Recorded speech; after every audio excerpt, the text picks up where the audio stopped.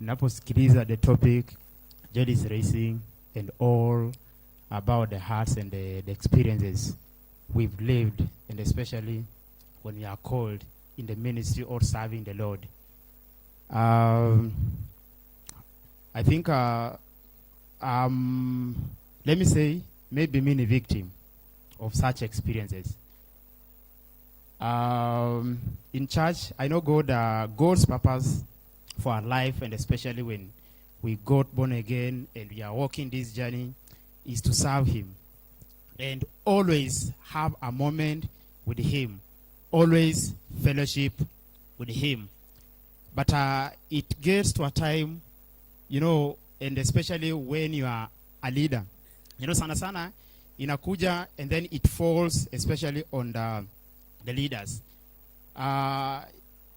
In church, I know there's a time nimekuja nikapotea sana for about 2 months, and reflecting about the whole thing, nikaona what Joel is talking about. It is more of those hearts and experiences that we face as brethren, as children of God. And when you don't stand firm, you will fall back. There's a friend of mine, I think when we were sharing, he was in this church and he was a leader. And I think one of the things that I could withstand sana is what Joel and I tried to share. Unakuwa so overwhelmed with things, and then you don't even want to share, and you end up quitting the work of the Lord. The work of the Lord. It happens. Maybe from my side, sometime balancing also the family and the ministry inakuwa a little bit a challenge. But once you are called, God reveals to you, and also He finds a way for you to maneuver even in service. I remember, those who doesn't know me, I'm Fred, I'm married. I have one wife with 3 kids, children. Niko na watoto watatu.